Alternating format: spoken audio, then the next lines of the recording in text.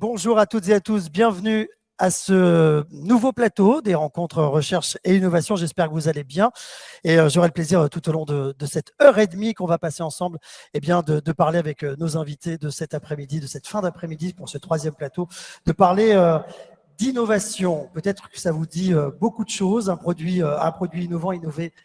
C'est bien, et peut être encensé et remporter parfois bien des prix d'innovation. Pour autant, parfois, un an après, c'est un peu le statu quo, c'est un peu pas adopté par les acheteurs, par les grands comptes. Alors, que s'est-il passé ? Qu'est-ce qu'on a loupé? Qu'est-ce qu'on n'a pas fait? Qu'est-ce qu'on aurait dû faire?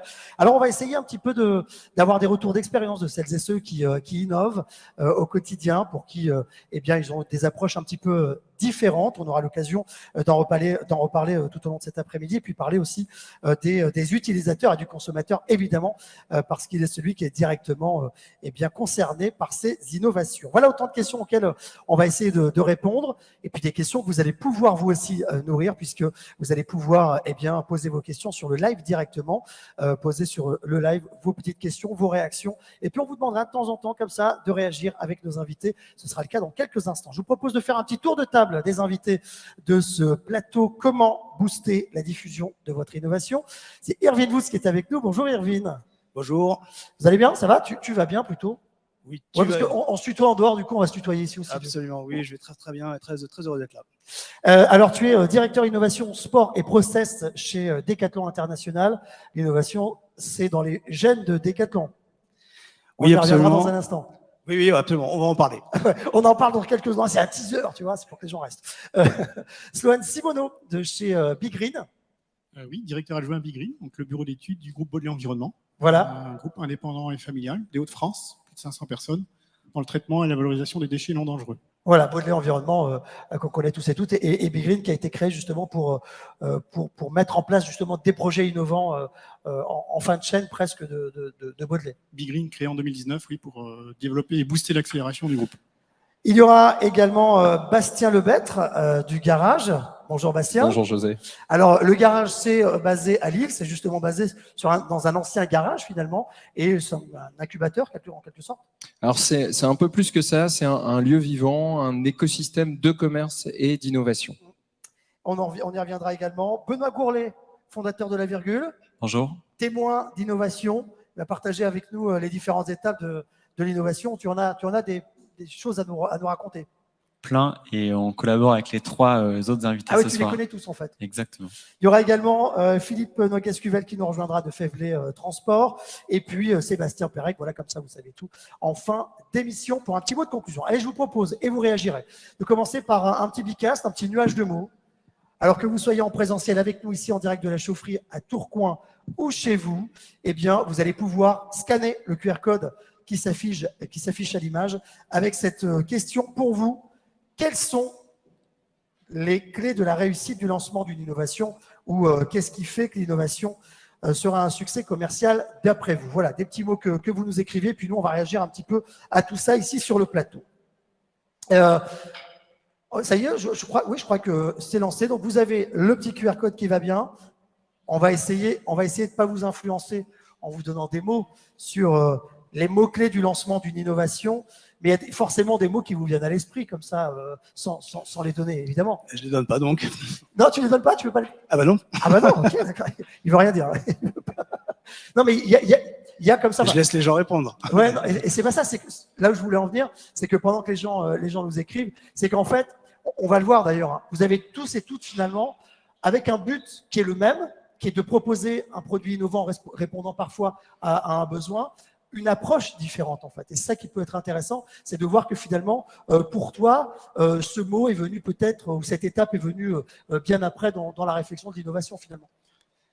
Oui, tout à fait. Des mots, il m'en vient des centaines, hein, on est bien d'accord. Je pense par exemple à l'étude de marché. Et tu vois, là, j'ai étude de marché, idée, valeur. J'ai communication qui vient en grand. Ça vous inspire quoi, ce nuage de mots? Sloane, ça te dit quoi, toi, ça? Tu as un petit micro? N'hésite pas. Alors, ça bouge, hein. Ça bouge, ouais. J'ai plus rien. On va me remettre, je crois, le nuage de mots. Voilà, influenceur, j'ai contact. Si ça vous inspire, vous réagissez. Bastien, Benoît, pareil. Il y a le mot besoin qui C'est le mot besoin? Ouais. Répondre à un besoin? Oui. Alors toi, pour la virgule, c'était un peu le cas? C'était répondre à un besoin? C'était répondre à un besoin, mais des deux côtés, c'est ça qui est intéressant. On répondait à l'innovation d'un côté, donc nous on fait de la bagagerie upcyclée, on en reparlera plus tard, mais d'un côté les grands groupes qui ont des déchets, qui ont besoin de trouver une solution de fin de vie, et de l'autre côté des clients qui ont besoin de bagagerie responsable et technique. Et du coup, nous on répondait aux besoins des deux côtés. Et du coup, on a besoin d'être visible et de faire de la communication des deux côtés aussi. Je veux bien que tu nous rappelles le principe de l'upcycling, c'est de prendre une matière et de leur donner une espèce de Ouais. nouvelle vie noble, plus noble en fait, c'est ça? Tout à fait. Et donc le recyclage, c'est vraiment plutôt on détruit la matière, on Ouais. en fait des copeaux, on refile, on fait la matière. Nous, on découpe, on lave et puis on la réutilise pour ce qu'elle est directement. Ouais, on la change, on change juste d'usage en fait. finalement. Ouais, on la reprend pour ses qualités d'origine et hop, elle est repartie pour une nouvelle vie. Bastien, ça te dit quoi ça au garage? Moi, c'est le mot réseau, juste là au-dessus Ah de ouais, toi, communication, ça te parce parle, que c'est majeur dans les approches d'innovation, Ouais. c'est-à-dire pour innover aujourd'hui seul, il faut être très riche et sans réseau, on peut pas innover vite, on peut pas innover Efficacement. efficacement. Ouais. Et donc le mot réseau, il est majeur en fait, je pense dans cette logique d'innovation. On y reviendra, mais c'est ton boulot un peu au garage en fait. Hein. Ouais, tout à fait. En tout cas, c'est une des. des missions de Ouais. garage qui est de créer le réseau. Bah, alors, qu'on a aujourd'hui matérialisé avec Baudelaire et la virgule, mais effectivement, c'est une des missions de garage. Donc toi, c'est le mot que tu retiens. Ouais. Donc besoin, réseau. Tu retiens quel mot, Irvine? Alors moi, j'ai vu en petit à droite le mot ténacité. Ah, t'as retenu le tout petit. Ouais, non, il était en rouge, donc on le voyait Il bien est où? quand même. Il est où? Oui, il était en vert. Ténacité, je le vois pas. Si, moi, il a bougé. Alors, non, il est en vert, pardon, à droite. Ouais, il est là-bas. Voilà. Ok. La ténacité. J'aime bien cette notion parce que je crois que tous les projets d'innovation sont extrêmement difficiles à mener et demandent humainement des qualités de ténacité fondamentaux qu'on trouve dans la mythologie de l'innovation et dans tous les projets que vous pouvez voir. Il n'y a rien de facile. C'est parce que c'est difficile que personne n'a fait et donc quand on arrive à le faire, c'est qu'on arrive à créer la différence. Donc il faut être très tenace. Ouais, la ténacité. Sloan, tu retiens quel mot, toi? Je rebondirai dessus et culture de l'échec. Culture de l'échec. Apprendre à échouer une fois, deux fois, trois fois. La ténacité, la persévérance pour aboutir à la bonne solution. Alors justement, on va parler de Decathlon International, donc innovation, sport et process. On est tenace, on essaye. Oui, bon, on va lancer d'ailleurs le premier témoignage, oui, parce que j'allais trop vite. On va lancer le jingle de notre premier invité. Allons-y.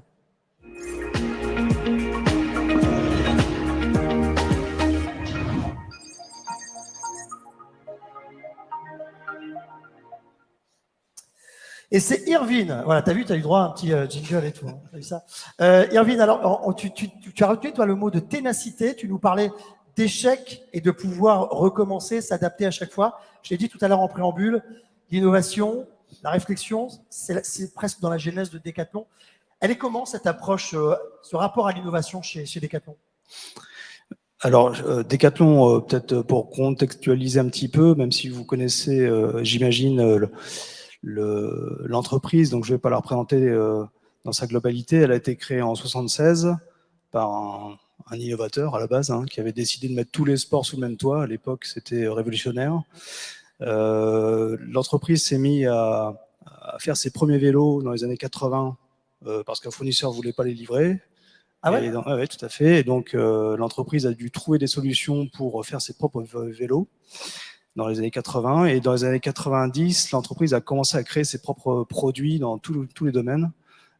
Et dans les années 95, ses premières marques passion, donc les marques signées en propre, de produits conçus par Decathlon et vendus chez Decathlon en complément de tout ce qui a été vendu par ailleurs. Donc c'est né d'une contrainte. Alors au départ, effectivement, il y a une contrainte dingue qui nous fait sortir de ce qui existe pour se dire on va le faire nous-mêmes. Alors j'étais pas là à l'époque, donc je dis nous au nom de Decathlon. Et puis l'innovation, pour moi, elle démarre. Alors quand je parle de sport et de produits et de process, elle démarre vraiment avec les marques passion. Dans les années, la première marque c'est Tribord qui a été créée en 96.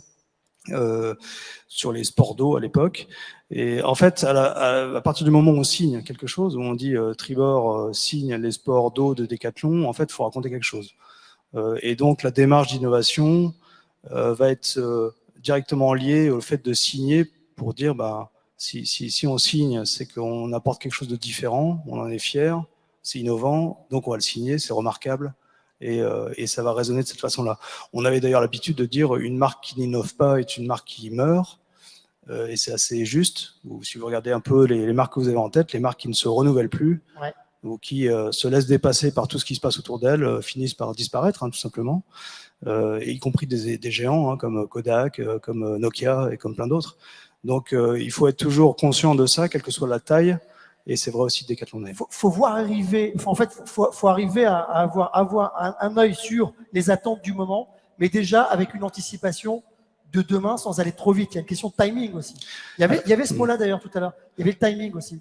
Alors moi je vois timing et marché. Ouais. J'ai vu que le marché a été mis, mais le marché en fait c'est la réalité d'aujourd'hui, et la Ouais. réalité d'aujourd'hui elle a été faite par des gens qui ont pensé des produits il y a quelques années. Ouais. Donc c'est le passé en fait. Donc si je regarde le marché tel qu'il existe aujourd'hui pour le consommateur, c'est une partie de la réalité, mais c'est pas la réalité de demain. Donc c'est ça qui est assez intéressant, c'est de se dire mais ce sera quoi le marché de demain, et se permettre de penser librement de ça. Et c'est là où on va aller commencer à chercher des insights utilisateurs pour comprendre finalement quels pourraient être les besoins, ou utiliser des nouvelles technologies pour essayer de proposer des nouvelles alternatives pour que les solutions soient meilleures. Oui, pour être presque au-delà des attentes finalement du consommateur lui-même, c'est ça. Il faut absolument connaître les attentes et les besoins. C'est pour ça que nous on a organisé par sport, et chaque équipe observe ses utilisateurs et pratique avec, puisqu'on est basé au plus près de nos utilisateurs. Mais c'est à la fois un mélange d'observation et d'interprétation, parce qu'on a dans les signaux des choses conscientes qui nous remontent, des choses que les gens disent, et puis il y a des choses que les gens font mais ne disent pas. Et donc ça, ce sont plutôt des insights latents. Et les phases de test, je suis en train de penser en l'occurrence à Keep Stadium par exemple, qui est un des laboratoires où il y a la pratique du sport. C'est hyper cohérent, c'est-à-dire que des chaussures, on peut aller les faire essayer par des enfants qui jouent par exemple au football et avoir leur retour direct finalement, et déjà de commencer déjà à booster mon innovation, parce qu'à partir du moment où ils l'ont essayé, ils l'ont peut-être adopté, et c'est un peu ça, c'est comme ça. Alors effectivement, c'est exactement le sens qu'on donne à la proximité de chaque marque de son terrain de jeu. Donc Keepsta est dans un lieu de pratique du football, du rugby, des sports collectifs en général. On a Quechua qui va être basé dans la vallée de Salanches pour observer les montagnards et faire des produits de randonnée. Et être au plus proche du terrain, ça a deux intérêts. C'est d'une part effectivement d'observer des gens tous les jours dans ce qu'ils font, mais aussi de pratiquer soi-même pour éprouver ces produits. Donc les sacs à dos, on les fait avec les utilisateurs quand ils nous remontent leurs besoins. Et ensuite, on va tester nous-mêmes les produits tous les jours pour vérifier que chaque choix qu'on fait est pertinent et judicieux. C'est vrai de tous les objets de conception dans l'absolu. Et en termes d'innovation, c'est encore plus délicat, parce qu'effectivement, là, on met le pied dans des choses qui n'existent pas. Donc il faut être extrêmement précis dans ce qu'on développe. Alors pour ceux qui nous regardent, peut-être qu'ils sont dans l'innovation, ils se disent, ouais, mais pour Decathlon, c'est quand même plus facile de booster, je ne sais pas si ça te parle, ça, pour la virgule, c'est pour booster l'innovation, Decathlon, vous avez vos réseaux de distribution, ils se retrouvent en magasin automatiquement et les catapultés. C'est pas tout à fait ça. Alors, c'est une chance de Decathlon de disposer d'un réseau de distribution, puisque nous avons 1500 magasins dans le monde, donc c'est sûr que quand on appuie sur le bouton, ça part dans beaucoup de pays, etc. Mais par contre, quand on appuie sur le bouton, il faut avoir la responsabilité de se dire est-ce qu'on est capable de le faire, est-ce qu'il ne va pas y avoir de problème. Et là, on fait face exactement au même problème que toute personne qui innove, c'est de se dire est-ce que ça va marcher, est-ce qu'on ne va pas trop vite aussi. On risque de l'échec, mais l'échec sur 2-3 quantités, c'est une chose, sur des millions de quantités, c'est une catastrophe. Donc effectivement, il y a une pression liée à la taille qui pose d'autres problématiques qu'on ne rencontre peut-être pas à petite échelle, mais qui sont assez similaires. Non, parce que quand on innove, je pense que une des premières choses peut-être où on se dit que c'est le premier obstacle, c'est le réseau de distribution. C'est de se dire, OK, comment je fais pour séduire les grands comptes, les Decathlon par exemple, pour venir vous séduire et vous dire, tiens, mon produit il est innovant, j'ai envie de le distribuer chez vous. En fait, c'est pas que ça, en fait, c'est pas la seule problématique finalement. Alors c'est clair que pour une start-up qui n'a pas son réseau, c'est une vraie difficulté, et ça demande beaucoup d'énergie, et donc cette énergie-là, on la passe pas à peaufiner son produit, donc c'est une réalité. Pour Decathlon, on a un peu moins le problème, mais bon, en interne, il y a une sacrée exigence aussi sur le succès des produits. Donc c'est extrêmement difficile aussi de faire rentrer dans les gammes des produits d'innovation qui n'ont aucun historique, dont personne ne connaît rien, et on dit si, ça va être super, ça va marcher, mais c'est pas si simple. Donc on est obligé d'imaginer, de pré-tester, de faire des choses à petite échelle pour vérifier si ça fonctionne et pas prendre des risques perdants. En fait, c'est un principe de risque gagnant. C'est de se dire jusqu'où on est prêt à prendre le risque, et si on perd, est-ce qu'on est prêt à accepter l'échec? Et là, c'est pas toujours 1500 magasins, quoi. Ouais, il y a une forme d'acculturation en fait à mettre au sein de l'entreprise des collaborateurs finalement pour ces innovations qu'on met en place.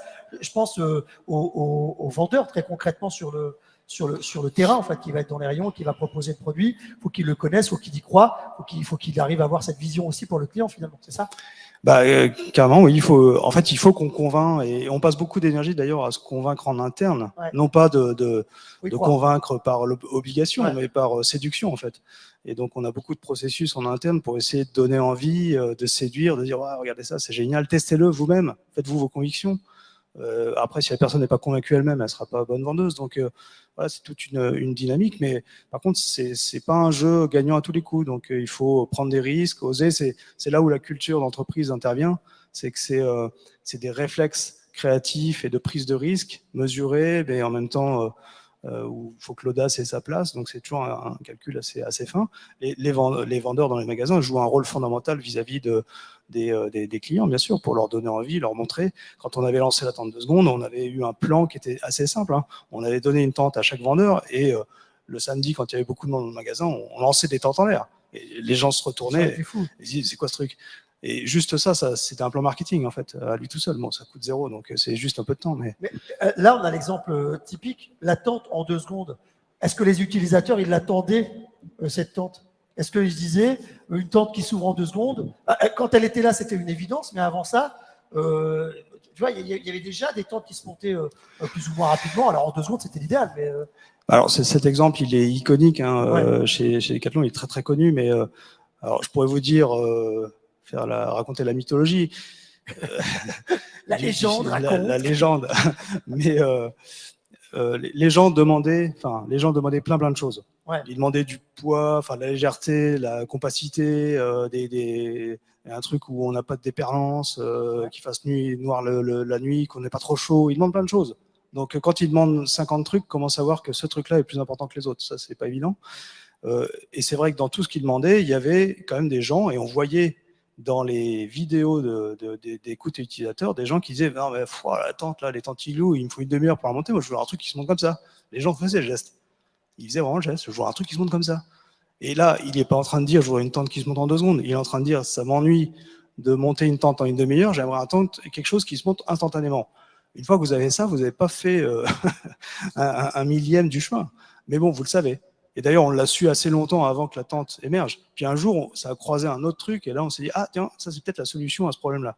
Et donc là, après, la machine s'engage. Mais c'est vraiment pas une ligne droite, c'est une ligne un peu hasardeuse. Ouais, c'est des terrains escarpés qu'il faut pouvoir... Il y a une forme de résilience aussi, parce que ma prochaine question, c'était comment vous gérez l'échec, la notion d'échec, parce que vous la connaissez aussi. Il y a des produits, j'imagine, qui démarrent et qui ne voient pas le jour, en fait. En fait, c'est un fait. Pour avoir des innovations majeures, il faut des centaines et des milliers de projets. Donc, et vous ne connaissez pas des milliers de projets innovants chez Decathlon. Donc, il y en a une grande majorité qui, malheureusement, ne va pas jusqu'au bout. C'est là où la ténacité devient intéressante. C'est que jusqu'où il faut aller pour qu'on ait une chance d'y arriver. Alors que pour y arriver, il faut échouer plein de fois. Et donc, mais où est le dosage? Là, c'est après à chacun de définir jusqu'où il est prêt à aller. Et quand il faut peut-être s'arrêter aussi et renoncer et passer à autre chose. Alors, on va passer après la parole à Sloan, mais je voulais juste te faire réagir. Je pense qu'il y a plusieurs choses dans ce qu'il a raconté qui te parlent, toi qui est dans le lancement d'une innovation, dans un produit innovant, tu nous l'as dit, avec la récupération de matière et de faire des sacs. Tous ces principes-là de l'attente du consommateur d'être un petit peu au devant, etc., tout ça, ça te parle en fait finalement? Oui, d'autant plus qu'on travaillait chez Decathlon ensemble avec Irvine.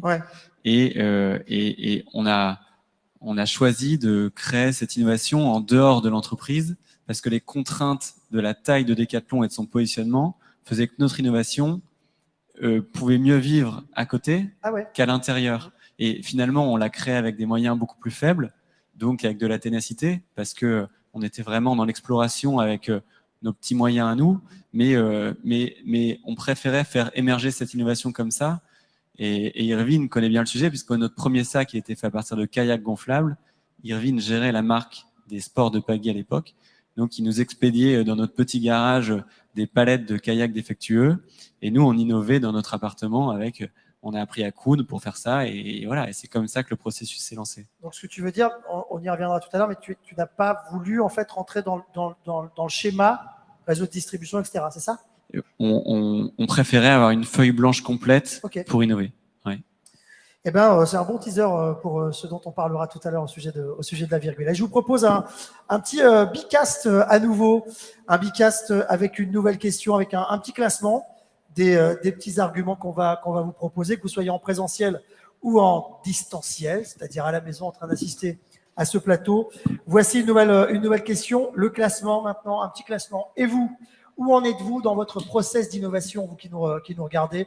Notez de 0 à 4 le niveau d'engagement de votre entreprise sur ces items. On va vous proposer plusieurs items, 5 en l'occurrence. Le premier, Irvine, que je vais te proposer de commenter, d'ailleurs, favoriser l'idéation, les idées, donc mettre en place une veille concurrentielle techno. Ça signifie quoi? Alors, le processus créatif et d'observation du marché, il est fondamental. Donc, l'idéation, c'est bien la créativité, la recherche d'idées. Ouais. Donc ça, évidemment, c'est fondamental en innovation. Si on a peu d'idées, on a moins de chances de trouver des idées intéressantes. Donc, il faut cultiver la créativité. Dans tous les sens, avoir plein d'idées, c'est ça? Voilà, brainstorming et dans tous les métiers, ainsi, parce que souvent, on associe certains métiers à la créativité, et puis d'autres font les choses sérieuses. Dans tous les métiers. Moi, je pense que dans les métiers de service, on peut aussi imaginer. Absolument. Un comptable peut être très créatif, un financier peut être créatif, un supplier peut être dans créatif. Dans l'approche, dans l'écosystème. Et après, les études de marché, la veille concurrentielle, oui, c'est important parce que l'innovation, bon, on a cette vision un peu idyllique, romantique du génie qui crée from scratch un truc qui n'existe nulle part ailleurs, mais c'est faux, quoi.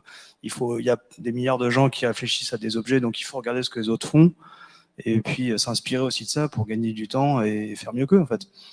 Sloan, favoriser, donc là c'était l'idéation, le management des idées. Alors je vais vous donner tous les, comme ça vous pourrez faire votre classement, vous qui nous regardez, puis nous on va commenter ici. Le management des idées, le management des ressources et compétences, tester et concevoir au plus près de son marché, évaluer le ROI ou l'amélioration du processus innovation. Vous nous faites un petit classement en notant de 0 à 4. Sur cette partie, Sloan, sur le management des idées, alors on a des idées qui vont dans tous les sens, et après il faut gérer, c'est ça? Oui, c'est ça. On peut prendre un exemple. Ouais, bien sûr. Dans le groupe Baudelaire, on a un peu plus d'1 an organisé une journée qui s'appelait iDay, où tous les collaborateurs, en plus de 500 personnes, ont pu émettre leurs idées, qui allaient de la petite amélioration continue au quotidien à l'ouverture d'un nouveau site ou une technologie de rupture qu'on n'a pas pu mettre en place. Combien de collaborateurs? 900, je crois. 540. 540. On a eu plus de 1000 idées sur une journée. Et tous ces 1000 idées, il faut les classer. Comme disait Irvine, il faut pouvoir mettre les priorités, les efforts à mettre en place, ce que ça peut apporter. On ne peut pas tout mener de front, donc on les a classés, priorisés. Ça demande énormément de ressources. Voilà, ça c'est vraiment un boulot important, le management des idées, voir un petit peu la cohérence, etc. Par rapport aux attentes. Le management des ressources et compétences avec des tests de faisabilité, ça c'est Bastien qui va nous en parler. Peut-être que juste un mot sur ce point. Toutes les questions sont des points en fait importants dans le process d'innovation. C'est juste un classement, c'est-à-dire qu'il faut passer par toutes ces étapes. Oui, exactement. Ouais. Ce point-là est assez clé parce que quand on parle d'innovation, on parle de transformation et donc des hommes qui vont porter cette transformation. Donc l'organisation, la détection des compétences, c'est un point qui est important. Souvent, ce qu'on peut constater chez nos clients, c'est que les groupes qui innovent rapidement vont aller chercher des compétences, c'est-à-dire soit hors de leur mur, soit hors des métiers de base. C'est-à-dire quand on dit le comptable peut avoir une bonne idée, peut porter, peut-être que dans sa vie perso, il a un projet, une passion, quelque chose qui le rend fort pour porter une innovation. Comment on fait pour identifier aussi dans un groupe projet des gens qui ont cette appétence-là et qui vont nous aider à aller plus vite parce qu'on n'a pas forcément les moyens d'aller chercher des compétences très élevées ailleurs. Et puis juste un mot sur toujours cette notion de gestion de ressources. On parle de ténacité, de capacité à se tromper une fois, deux fois, trois fois. Ça implique aussi dès le départ, quand on réfléchit sur un projet, à se dire mais au fond combien je suis prêt à perdre aussi. Combien je suis prêt à perdre en budget, parce que dans les ressources on a ça aussi. Combien je suis prêt à perdre pour c'est-à-dire je vais me tromper une fois, deux fois, mais ça va aussi permettre à l'équipe qui va mener ce projet d'avancer en confiance, de connaître son périmètre. Mais ça demande une vraie posture forte, une transformation des... Ce qui peut être compliqué quand on est au lancement, puisque accepter de perdre de l'argent, ça fait partie... le temps, on veut bien le donner, C'est les budgets parfois où ça peut être. Oui, tout à fait. Après, on a deux types. On a l'entreprise plus historique qui veut innover, donc qui rentre dans des process. Ouais. Voilà. Et puis, on a des entreprises comme la Virgule qui, en fait, à un moment, ont une idée et c'est cette idée qui les porte. Donc, le chemin est un peu différent. On a l'exemple typiquement là sur le plateau. On a effectivement la Virgule qui est un projet émergent, un tout nouveau projet. Et puis, on a des philosophies d'entreprise finalement pour Decathlon comme pour Baudelaire qui décident de dédier une part de leurs investissements humains et financiers à une part importante d'innovation en fait finalement. Oui, c'est exactement ça. Enfin, le bon terme, c'est effectivement investissement. Un financier pourrait se dire, oh là là, mais on va perdre beaucoup d'argent parce qu'on cherche des trucs, on trouve rien, hein, les fameux trucs qu'on dit de la R&D parfois et qui sont injustes.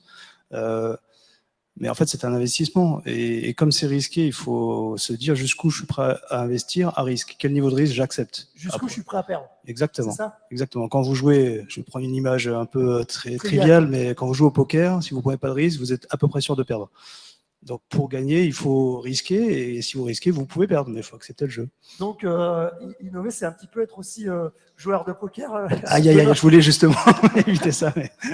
c'est un peu ça ? J'ai beaucoup de mal à cacher mes émotions. Donc, moi, le poker, je laisse à mes associés. Mais je suis l'homme de la production dans la boîte. Ouais, mais cette part de risque, elle a inclus en fait dans... Bien sûr, et on en parlait tout à l'heure avec Irvine avant le plateau, le fait d'être sans filet, le fait d'y aller à fond, on se dit, bah, ok, très bien, j'ai quitté Decathlon pour monter cette boîte, pour innover, pour donner une seconde vie à des déchets. Et bah, si je me bouge pas, si je vais pas à fond, si je donne pas tout, et que si je prends pas de risque, et bah, le pari, dans tous les cas, il sera pas gagnant, j'aurais rien fait. Je vais te proposer de commenter les deux suivants, c'est tester et concevoir au plus près de son marché. Là, quand tu récupères des nouvelles matières et que tu testes au plus près de ton marché, des sacs, a priori, tout le monde en a besoin. Est-ce qu'ils attendaient justement ça ? Des sacs, tout le monde en a besoin, tout le monde en fait. C'est un marché qui est extrêmement concurrentiel. Bien sûr. Et Irvine en parlait. Ils sont à Salanches, Decathlon est à Salanches, près des montagnards pour faire des sacs à dos.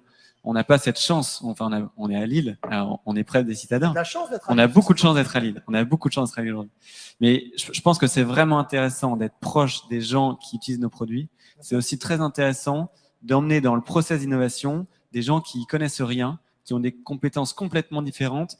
Et c'est peut-être avec eux, c'est peut-être ce mélange des deux qui va faire qu'on est proche du besoin et qu'on apporte quelque chose de différent. Des gens qui ne seraient pas concernés par ton innovation, en fait, par ton sac, par exemple, en l'occurrence. Peut-être. Qui pourraient avoir un avis complètement à l'opposé, en fait, finalement, de l'utilisateur. Voilà, et qui vont me sortir une contrainte ou un truc auquel on n'a jamais pensé avec des groupes d'utilisateurs qui pratiquent déjà ce qu'on fait. Moi, ça me fait penser que peut-être les gens qui partent en rando, ils n'ont peut-être pas forcément l'attente. C'est pas eux qui ont réclamé l'attente en 2 secondes, en fait. C'était peut-être pas ceux qui l'attendaient le plus, finalement. Non, effectivement, parce que les gens en rando cherchaient de la compacité. Bah ouais. Ils voulaient que ça rentre dans le sac à dos. Donc, quand ils ont vu la grosse galette arriver, ils se sont dit, qu'est-ce que c'est que ce truc ? Mais c'est justement celui qui connaissait rien, peut-être autant. C'est ce qu'on appelle, ça c'est très Océan Bleu, c'est une approche qui est très très connue dans le monde de l'innovation. Et Océan Bleu dit qu'on sort de son champ d'utilisateur pour aller vers des non-utilisateurs actuels. Donc, on touche d'autres personnes qui ont d'autres besoins, en fait. Ouais, mais il faut être vigilant, être à l'écoute des bons arguments, ça c'est pas facile. Évaluer le ROI, donc l'amélioration, le roi, c'est ça ?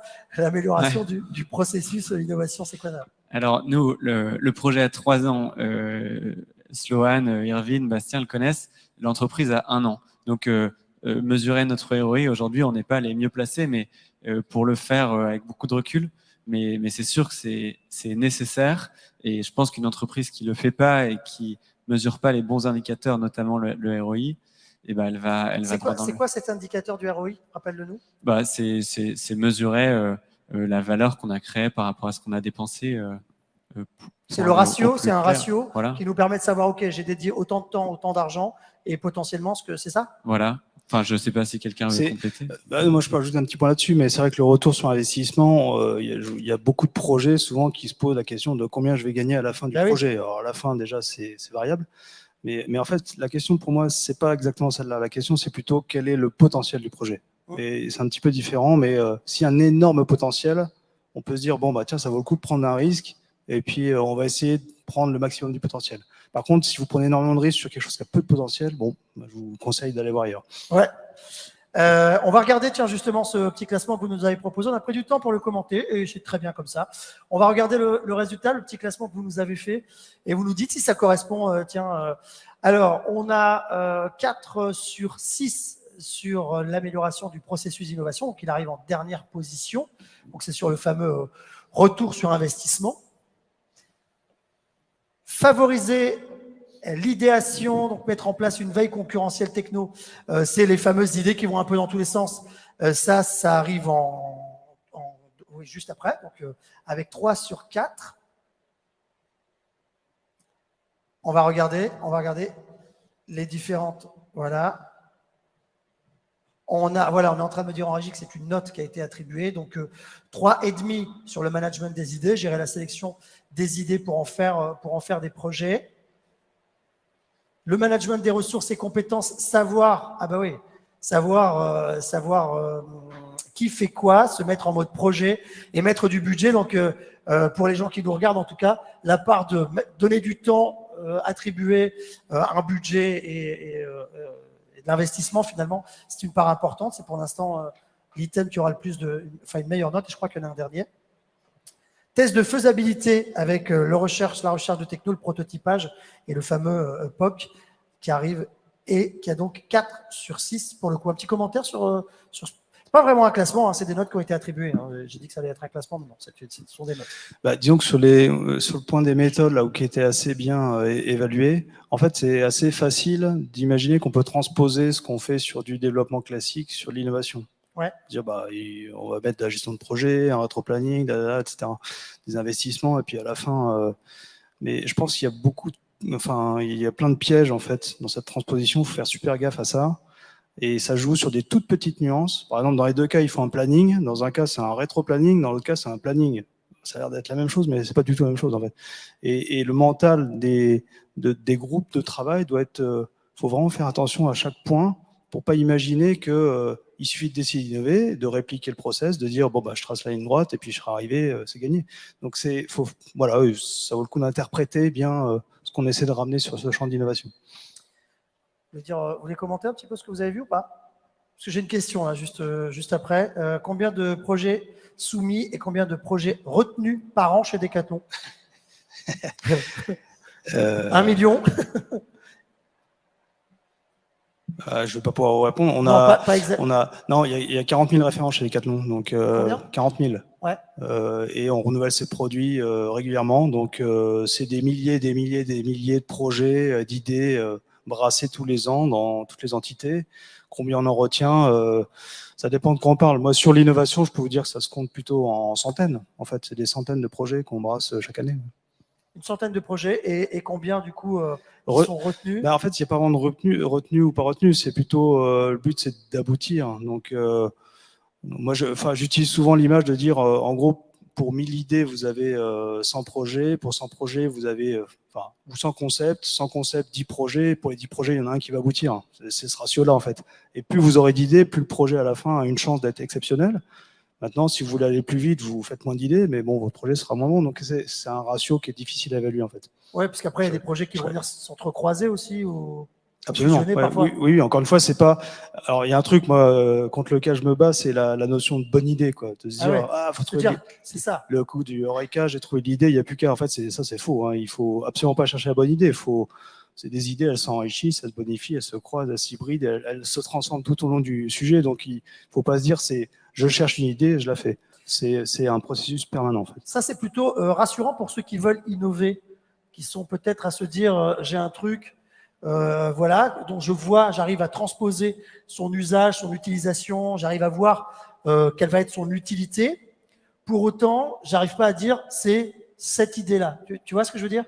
Ça, c'est plutôt rassurant, parce qu'on peut se dire qu'en fait, ça peut être sur un ensemble, un parcours qui va aussi en maturation au fur et à mesure, en fait.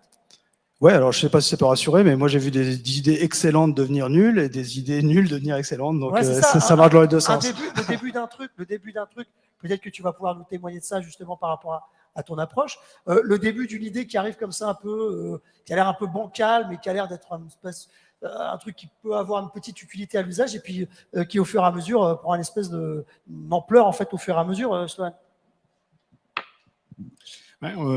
Chez Baudelaire, donc l'innovation, c'est quelque chose d'assez nouveau aussi. Hein, ça a un peu plus d'1 an. On était plutôt sur la gestion de projet classique, comme l'expliquait Irvine. Et depuis 1 an, on développe un chantier stratégique pour le groupe qui s'appelle l'innovation. Et on avait besoin de s'acculturer. Donc on est sorti de nos murs, justement. On est allé à Garage, au centre de commerce et d'innovation, à Lille. Vous avez créé Big Green. On a écrit Big Green en 2019. Voilà. On se lance dans l'innovation, mais on avait besoin de se confronter à de nouvelles idées, de nouvelles façons de faire. Donc on cherchait l'agilité et le réseau, comme l'expliquait tout à l'heure Bastien, pour trouver des nouvelles idées, pour développer et valoriser ces déchets qui deviennent des ressources. En fait, le truc, c'est que chez Baudelaire, vous aviez toutes les ressources, c'est ça, hein, vous aviez, la matière était là, tout était à votre portée, et l'idée, c'était de se dire, OK, qu'est-ce qu'on fait de tout ça? Donc, on crée une entité qui vient en consultation, finalement, pour voir un petit peu ce qu'on peut faire avec ces matières premières, en fait. Changer les habitudes, oui. C'est ces déchets qui deviennent des matières premières. Oui. On change le logiciel. En fait. On change le logiciel, le mindset. On essaie d'oublier ce qu'on sait faire et voir ce qu'on peut faire demain. Mais on a besoin de se confronter à de nouvelles idées, à de nouvelles personnes, nouvelles façons de faire, nouvelles façons de penser. Et ça s'est articulé comment alors? Avec les collaborateurs, avec le garage, ça s'est articulé comment tout ça? Alors avec les collaborateurs, c'est pas encore terminé parce qu'on a un grand chantier d'acculturation. Ouais. Au sein de l'entreprise. Au sein de l'entreprise, ouais. Mais aussi avec nos clients, ouais. qui sont nos industriels. Donc on est venu voir Garage, rencontrer Garage, c'est une rencontre en fait, avec les équipes de Garage, penser différemment, sortir des murs du siège social et aller à la rencontre de jeunes entreprises qui pensent complètement différemment et qui ont une agilité qu'on a peur. Parce qu'on est peut-être un petit groupe par rapport à Decathlon, mais on commence à avoir une certaine inertie dans les processus. Pour l'image, c'est comme un paquebot en fait. C'est ça. On a plus de mal à faire changer de cap à un grand paquebot qu'à un petit navire, enfin qu'à un petit bateau, quoi, en fait. Tout à fait. Alors, une des premières, Bastien pourra en parler, une des premières étapes dans notre processus, c'était d'imaginer un appel à projet qui était assez innovant pour le groupe. On l'a fait en très peu de temps, d'ailleurs, avec les équipes Garage. Donc, lancer un appel à projet. Un appel à projet innovation start-up autour de plusieurs thématiques comme la protection du climat, le recyclage, l'upcycling ou les solutions digitales, toujours au service de la valorisation des déchets. Ok. La solution digitale, moi j'ai du mal à l'imaginer du coup par rapport à des déchets, ça passe par quoi? Ça peut passer par quoi? Ça passait par la start-up Lixo, une start-up parisienne qui gère la reconnaissance de déchets par de l'image et l'intelligence artificielle. Donc on a lancé un projet avec eux pour essayer de trier les déchets au mieux, plus facilement. Ok, ah ouais, donc c'est plutôt comment la technologie elle peut venir servir vos process en fait. C'est ça, servir, ouais. Elle vient servir vos process. Du coup, c'était quoi parce pour le coup, on avait du mal à imaginer parler d'innovation quand on fait de la collecte de déchets, du tri. Tu vois ce que je veux dire? C'est quoi la part d'innovation en fait finalement dans le processus? Tu me disais, il y a une part d'acculturation. C'est quoi la vision en fait? Alors, ça part d'une première vision qui est de valoriser plus, enfouir moins de déchets, valoriser plus, en faire des ressources. Faire quelque chose avec cette matière. Voilà. Et c'est rencontrer notamment la virgule pour faire des sacs. Notamment, on travaille avec la virgule sur la confection de 500 sacs à partir de nos propres déchets qu'on collecte sur différents sites, notamment de vieux canaux de sauvetage qui sont réformés ou des ceintures sécurité sur les véhicules usagés, des housses de sièges de train, etc. Mais du coup, ça implique aussi, dans cette acculturation, c'est que même pour les gens qui font la collecte au quotidien, c'est d'apprendre à regarder finalement ce qu'on collecte différemment. C'est ça? Oui, tout à fait. Collecter, trier, ne pas mélanger. Surtout chez nos clients. On pense que l'ensemble des déchets sont bien séparés. Et en fait, c'est pas le cas. Et si on a un qui, en collectant, il se dit ce truc-là, je sais pas pourquoi on le brûle ou je sais pas, pourquoi on ferait pas ça? Ça arrive, ça, des fois? Oui. Tu vois, que ça vienne justement des gens qui collectent, qui sont justement plus en alerte et qui regardent un peu les choses différemment et qui se disent je peux peut-être faire quelque chose avec cette matière, moi. Et avant de recycler, c'est de réemployer, tout à fait. Ouais, voilà. Vraiment, comme tu le disais, un rouleau, une chute de prod, c'est une ressource pour un autre produit. C'est quoi les freins que tu rencontres à cette innovation au sein de Baudelaire? C'est les habitudes, on a toujours fait comme ça. La peur du changement, mais c'est l'acculturation, ça viendra. Ouais. Et on a imaginé du coup des moments privilégiés peut-être avec les startups avec lesquelles on travaille pour acculturer nos managers et pour diffuser cette culture innovation au sein du groupe jusqu'aux collaborateurs. Donc c'est ces startups qui viennent en immersion en fait, c'est ça? On les fera venir en immersion et au sein du groupe renouveler les appels à projets, communiquer, créer un lab innovation qu'on avait matérialisé à Garage pour les startups qui nous accompagnent. On créera certainement un lab innovation au sein de notre écoparc Valoparc à Blaringuem, à côté de notre siège social. On a un écoparc de 300 hectares dédié à la valorisation des déchets, hein, donc une vraie synergie éco-industrielle. Donc on peut dire que c'est les balbutiements là pour vous? Oui, c'est le début de l'histoire, c'est le lancement de l'histoire, tout à fait. C'est le début de l'histoire qui s'écrit. Ouais, et c'est passionnant parce qu'on a vraiment une feuille blanche également de la part de nos dirigeants. Tout est à faire. Et puis il y a nos enjeux climatiques aussi. Et du coup, vous êtes un des acteurs finalement aussi, donc un des éléments importants pour cet enjeu en fait finalement. Tout à fait. Alors on valorise les déchets, mais ce qui n'est pas valorisable, bon, on va l'enfouir ou l'incinérer. Nous, on a la solution d'enfouissement. Mais cet enfouissement produit malgré tout un biogaz, il se dégrade, donc il produit le biogaz, et on valorise ce biogaz en énergie, que ce soit en électricité ou en biométhane qu'on réinjecte sur le gaz de ville grâce à des technologies de start-up également. Alors, tu nous l'as un peu dit avec le garage. Comment tu travailles avec justement ces réseaux d'accompagnement public aussi, avec Hauts-de-France Innovation, dans tous ces process? Comment ça se passe? C'est une rencontre avant tout, parce qu'on ne connaît pas ce monde. Hein. On rencontre HDI. C'est une nouvelle approche pour vous. Une nouvelle approche. C'est la rencontre des réseaux. On a un point quotidien avec les équipes garage qui nous rencontrent. Les gens de chez Decathlon également, les gens du privé également. On était la semaine dernière au CIC Business Awards pour un peu regarder ce qui se fait dans le monde privé. Donc c'est une vraie rencontre, un apprentissage au quotidien. C'est ça, c'est un éveil en fait. Oui. On s'éveille, on regarde un petit peu ce qui se passe autour, les réseaux qui existent, et on se met en connexion pour essayer de faire émerger des choses. Oui, et s'inspirer de cette agilité, de ces idées, de cette façon de penser. Et essayer de changer le mindset, d'emporter le groupe. Ouais, c'est ça, il faut emporter tous les collaborateurs aussi. Ça, j'imagine qu'à Irvine, ce sont des choses qui te parlent, ça aussi. Oui, emmener les équipes. Oui, bien sûr, mais moi j'adore ce sujet. Je trouve que c'est extraordinaire de voir le déchet comme une ressource, quelque chose qui a énormément de valeur, et je pense qu'il y a des millions de choses à imaginer dans ce domaine-là. On a quelques beaux exemples ici. Ouais, on y reviendra. On a beaucoup teasé sur la virgule, hein. On va y venir dans quelques secondes. On t'attend. Justement, on va parler du garage. Bastien va parler un petit peu de cette collaboration, de cet éveil que tu permets d'une certaine manière à Big Green aussi, en mettant en connexion. C'est un peu ça le boulot, c'est plus, tu l'as dit tout à l'heure, c'est plus qu'un incubateur. C'est ça aussi le travail du garage. C'est un peu où tout peut se passer en fait. C'est exactement ça. C'est un lieu, c'est un écosystème vivant. Alors c'est un théâtre qui va permettre l'innovation. Comment on fait ça en fait à Garage? À Garage, il y a à la base un siège d'entreprise nouvelle génération. D'ailleurs, petite parenthèse, un siège d'entreprise qui vit quasi 24 heures sur 24, c'est-à-dire qu'il ne s'arrête pas de vivre quand les collaborateurs ou les travailleurs vont quitter le lieu. Parce que c'est un lieu qui reste public, où il se passe des choses. L'écosystème est composé de 4 activités. Une activité bureau, par exemple, Baudelaire Big Green rejoint cette activité bureau. Ils viennent pour entreprendre, pour innover. Donc je peux installer mon siège. Je peux installer mon siège pour innover. Je peux excuber une équipe qui va venir travailler sur un projet hors des murs, effectivement, puis qui va me permettre de rencontrer aussi, et c'est le job de Garage, rencontrer des startups ou non, pas que des startups, mais des entreprises qui vont me permettre, ou des gens qui vont me permettre de m'ouvrir sur différents sujets ou innovations. Ensuite, on a une partie atelier. Je peux aller à l'atelier pour concrétiser une idée. Alors, on ne va pas lancer des séries, c'est pas ça l'objectif, c'est d'un moment de rendre concret une idée. Et puis une partie magasin où, et on en parlait tout à l'heure avec la force de frappe que peut avoir Decathlon, c'est-à-dire effectivement, quand on peut appuyer sur le bouton, on peut se retrouver dans beaucoup de magasins. Il y a pas mal d'entreprises qui ne peuvent pas le faire aussitôt, on va dire. Eh bien, nous, on a un magasin où les entreprises peuvent venir vendre ce qu'elles ne vendent pas encore. C'est-à-dire un habitant de garage, quelqu'un qui vient, Baudelaire, la virgule, peut tester, peut utiliser le magasin pour justement gagner du temps. C'est-à-dire avoir une idée le lundi et la mettre en magasin le samedi pour peut-être vite se tromper, vite corriger et vite la lancer. Donc, c'est à mi-chemin entre une ruche d'entreprise, où il y aurait des entreprises qui siègent, un laboratoire et un lieu public aussi où les gens peuvent entrer, prendre un café, se restaurer. Et c'est ça? C'est ça, sur un modèle, mais Decathlon est très fort pour ça, c'est-à-dire à un moment de faire passer des caddies au milieu des gens qui ont des idées.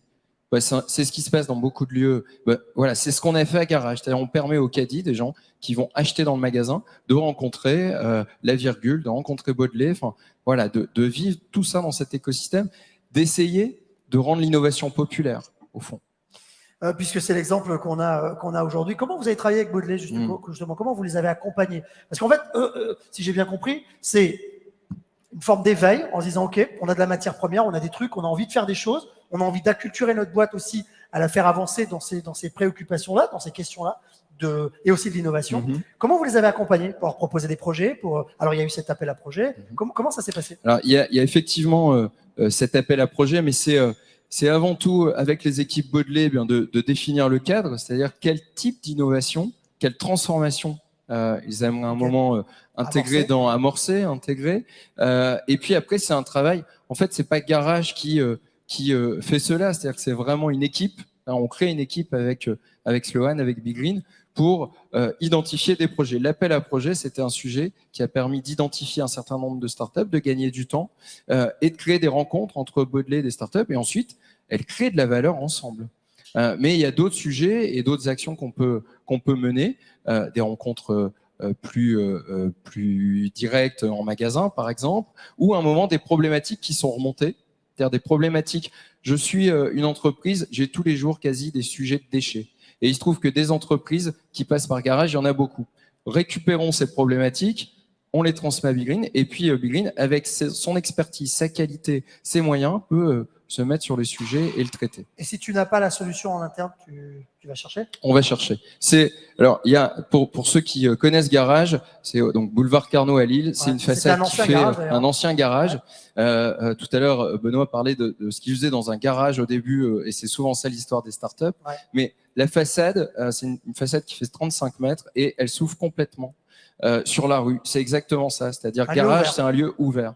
Donc voilà, on va chercher privé, public, dans le milieu éducatif, voilà, on est un lieu ouvert artistique également, et c'est ça notre job en fait. On décloisonne. On décloisonne, exactement. On décloisonne les entreprises qui réfléchissent de l'autre côté, les consommateurs qui consomment de leur côté, les startups qui innovent de leur côté, et on met tout ça dans un mixeur. On dit OK, qu'est-ce qu'on peut faire? Et il y a des croisements, j'imagine, dans des activités inattendues, ça doit arriver. Ça. Complètement. Mais en fait, ce sont souvent des problématiques. Si on prend je prends le dernier kilomètre. En fait, ça concerne tellement de monde. Il y a tellement de monde qui ont eu des bonnes idées sur le sujet dans beaucoup de secteurs. Donc, à un moment, ça vaut le coup de se mettre autour de la table et de mutualiser. Dans les mots-clés, tout à l'heure, on avait mutualisé. Et c'est un élément fort, en tout cas au début du projet, que de mutualiser les ressources, les questionnements, les problématiques, les réflexions.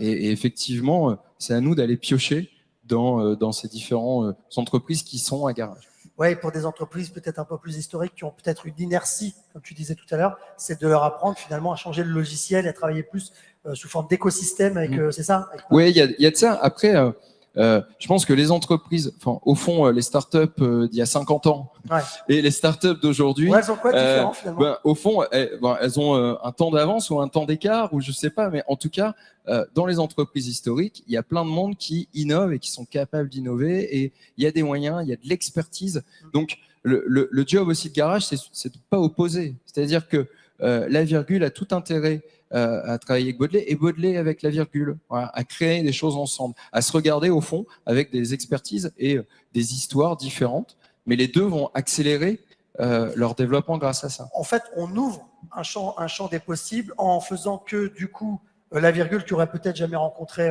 Baudelaire, le rencontre, sache finalement les problématiques auxquelles il doit faire face, il veut faire face, puisse être force de proposition peut-être parfois sur des choses, et que lui, sur ses matières premières, par exemple, il puisse être sa ressource. En fait. Oui. Et c'est possible parce qu'aussi, si pour parler côté entreprise historique, ça marche parce que ce que fait, on prend la virgule, mais il y en a également d'autres, c'est parce qu'à un moment, ça va faire écho dans l'entreprise historique. Sinon, ça peut pas marcher. Donc, ça fonctionne là parce que ça fait écho aussi côté Baudelaire, tous ces sujets. Moi, je suis en train d'essayer de me mettre à la place de celles et ceux qui nous regardent, qui sont peut-être avec nous ici à la chaufferie, qui ont peut-être une petite idée, qui ont peut-être ce dernier kilomètre à traverser.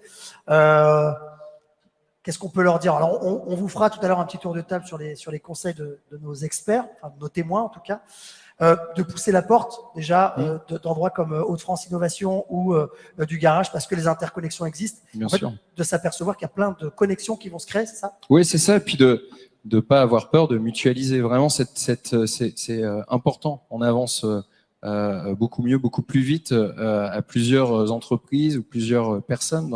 C'est assez pragmatique et assez simple, mais c'est encore une réalité.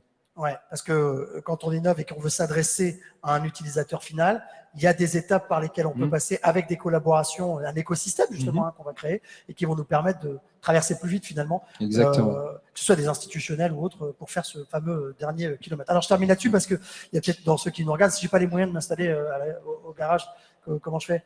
Si j'ai pas les moyens, je démarre, comment je fais? Si on n'a pas les moyens, je pense que on peut quand même passer la porte pour discuter, parce que en fait, il y a un c'est un peu le sujet de l'innovation. C'est l'investissement qu'on va donner, la valeur qu'on va créer. C'est-à-dire que notre job, c'est qu'en venant à Garage, ça crée de la valeur et pas ça coûte, en fait. Et donc, nous, on a envie de créer de la valeur avec nos habitants. Donc, c'est ça, en fait. Si on a envie de créer de la valeur, on passe la porte. Et c'est plutôt ça, la manière dont on aborde les choses, les habitants, les entreprises et les sujets. Donc, poussez la porte et n'hésitez pas. En plus, elle est souvent grande ouverte, donc vous pouvez le faire. Et la virgule, tu les connais bien? Bon, on se connaît bien maintenant. La virgule, c'est assez drôle. Ils sont arrivés par le magasin. Donc voilà, c'est encore un chemin autre. Ils sont passés par le magasin et la rencontre c'est faite à ce moment-là, ou juste, voilà, quasi dans ce timing. Donc oui, par le magasin, parce que tu y allais exposer des produits que tu avais créés, c'est ça? Parce qu'on avait besoin de vendre et qu'on avait besoin d'un lieu de vente. Donc c'était canon de pouvoir tester. Bah ouais. Et on a pu mettre un bateau dans le magasin pour essayer. Je pense que tous les magasins ne l'auraient pas fait. Et on avait besoin de bureaux. Et là aussi, Baudelaire nous a accompagnés parce qu'au début, on n'avait pas les moyens aussi. Il y a vraiment cette question. Et du coup, Baudelaire, qui porte l'innovation, nous a accompagnés vers Garage pour qu'on puisse profiter du réseau. Et on peut en reparler. Il y a beaucoup d'exemples du réseau qui a bien fonctionné à Garage. Alors, explique-nous un petit peu l'histoire de la virgule. Donc, c'était une start-up, c'est-à-dire tu as eu cette idée dont tu nous as parlé, de recycler des matières, c'est ça? Ouais, nous, on aime bien même parler de TPE ou de PME. On n'est pas une start-up parce qu'on ne fera pas une levée de fonds d'1 milliard. D'accord. Et voilà. Et si tu pouvais faire une levée de fonds d'1 milliard? Pourquoi pas, mais on est dans l'économie vraiment très concrète. Ouais, bien sûr. Des gens qui font des sacs à dos, on n'est pas les premiers. Ouais, tout à fait. Par contre, aller chercher justement du déchet pour créer du sac à dos technique, local, voilà, qui répond à un vrai besoin, et ça, c'est le passage chez Decathlon qui a été une super école de confection et de conception qui le permet. C'est la collaboration avec Baudelaire sur aller chercher des déchets que nous, on n'est pas capable de capter tout seul. Je pense à des gilets de sauvetage, à des ceintures de sécurité, à plein de types de déchets, et aussi sur leur démantèlement. Et ça, nous tout seuls, c'est pas toujours facile. On est 5 d'imaginer tous les process pour découper, laver tout ce qu'on récupère. Donc là, l'expérience d'un groupe de 500 personnes qui travaillent historiquement du déchet, c'est intéressant. Et après, notre présence à Garage, avec tout ce réseau, tous ces gens qui passent, fait aussi qu'on a rencontré nos concurrents directs, ce qui, je pense, arrive rarement, mais vraiment 2 concurrents directs qui font de la bagagerie upcyclée. Et finalement, on s'est retrouvé une après-midi complète à discuter ensemble. Ouais, et c'est d'apprendre à se regarder différemment, pas juste comme des concurrents. Ouais, et ça a été extrêmement riche. C'est quoi la relation qu'on a du coup avec nos concurrents quand on se rencontre au sein du Garage? C'est d'abord un peu de méfiance. Ouais, ça c'est logique. Ouais.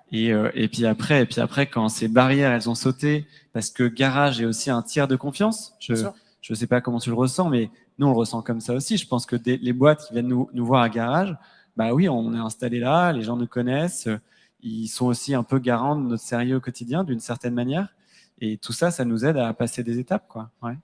C'est quoi les freins que tu avais, que tu as peut-être encore aujourd'hui, que tu rencontres? Il y en a. Et que du coup, tu as peut-être pu lever au garage ou que tu lèves au fur et à mesure. Les freins, je pense qu'on ne les lève pas tous d'un coup. Et si on s'arrête aux freins, à se dire, il y a encore tout ça à faire, autant abandonner tout de suite. Donc, le truc, c'est il y a des freins, lesquels tu rencontres, lesquels tu lèves, comment tu vois les choses pour être plus optimiste. Ouais, tout à fait. Non, mais carrément, il y a plein de matières que nous, on sait dont on peut faire quelque chose, mais on n'arrive pas à les démanteler. Donc, il y a de l'innovation à créer, c'est un vrai frein d'innovation sur le démantèlement du déchet. Et ça, c'est énorme. Je pense que tous autour de la table, on le voit au quotidien. Grosse innovation de ce côté-là. Et nous… démantèlement, c'est-à-dire on récupère, il faut démanteler, c'est ça? Ouais. Pour pouvoir avoir une matière première, en fait, c'est ça? Exactement. Qu'on peut réutiliser. Et compétitive. Parce que c'est aussi là la question. Ouais. C'est comment on récupère… on va prendre l'exemple des Zodiacs. On a plein de Zodiacs, des bateaux semi-rigides qui arrivent en fin de vie. Qu'est-ce qu'on en fait? Il y a plein de matières différentes. Nous, la matière elles nous intéressent, des flotteurs, mais c'est extrêmement long à découper, c'est extrêmement compliqué. Qui peut le faire? On n'a pas encore trouvé la solution. C'est un sujet de fond sur lequel on travaille avec Baudelaire. Mais on va trouver le système pour le découper. On pourrait le faire à la main avec des gros ciseaux ou un cutter. Mais ça prend tellement de temps que le mètre carré à nous de matière, on fait un sac qui vaut 400 ou 500 €, ce qui n'est pas du tout notre marché. C'est pas cohérent. Et donc, du coup, il faut arriver à être compétitif aussi là-dessus. Exactement. Donc, il faut innover. Il faut, je pense à des tentes. On récupère plein de tentes chez Decathlon. Aujourd'hui, tout est découpé à la main. Et du coup, ça nous coûte cher. Plus cher que si on achetait la même matière neuve en Chine. Donc, c'est ce qui est quand même une aberration. Mais demain, comment on innove justement pour faire sauter ces freins et être compétitif? Les prix, innovation, etc. Tu as reçu ce genre de prix déjà? On a été lauréat de l'appel à projet Baudelaire, donc avec une belle dotation et puis une commande de 500 pièces qui nous permet aussi d'innover sur, ils voulaient un sac pour les EPI des collaborateurs Baudelaire. Et comment on le fait? On va récupérer des matières Baudelaire. Ils nous laissent un peu plus de temps que d'habitude. Ça nous permet d'innover. Donc, c'est bien d'avoir un peu des grands frères qui nous font confiance. C'est ça la relation du coup que tu as avec Baudelaire, c'est ça? Ouais, avec Sloan, là, on se voit tous les jours. C'est joli ce que tu viens de dire, c'est bien. On est dans un monde de business idéal. La virgule, c'est lauréat effectivement de notre appel à projet sur la partie upcycling. Alors, un des prix, il y avait un prix numéraire, mais il y avait également une commande de 500 sacs à la clé pour nos clients et nos salariés pour ranger les EPI à partir de ressources, un petit peu les canaux ou nos vieux EPI. Mais on réfléchit aussi par la suite à de nouveaux produits qu'on pourrait commercialiser par la suite, parce qu'on a aussi une quincaillerie moderne et un site internet pour vendre du matériel professionnel. Donc ça, c'est aussi une manière, parce que notre thématique, c'est comment booster votre innovation. Donc, on voit qu'il y a la part d'innovation avec les process, etc., pour mettre en place. Mais après, il faut d'une certaine manière mettre mon innovation et qu'elle sorte de son petit coin comme ça, caché, de tests, etc. Comment on fait après? Alors, j'imagine que tu vas peut-être pas voir me donner une réponse. Non, mais c'est vrai. Mais c'est quoi les étapes pour après essayer de catapulter le truc par la suite? Nous, notre exemple sur un marché très concurrentiel, c'est les partenariats. On s'adresse à des marchés très particuliers. Quand on vise une masse trop grande de monde, on est invisible. Quand on va chercher des communautés très précises où on répond à un vrai besoin, là, ça devient intéressant. Et nous, comment on le fait? Comment on trouve la légitimité? C'est une collaboration sur une sacoche de vélo de cadre avec Decathlon, avec Triban. Et c'est aussi, encore une fois, le réseau Garage qui a joué. Quand on est arrivé, je vais raconter l'histoire rapidement. Quand on est arrivé en magasin, le thème, c'était rougir. Donc nous, on met un Zodiac rouge, on met nos produits dedans. Garage nous dit, invitez une marque, celle que vous voulez. On appelle Zag à Chamonix, qui est une marque de ski de randonnée. On dit, on se connaît pas encore, mais venez à Garage. Ça va être un peu chaud cette fois-ci.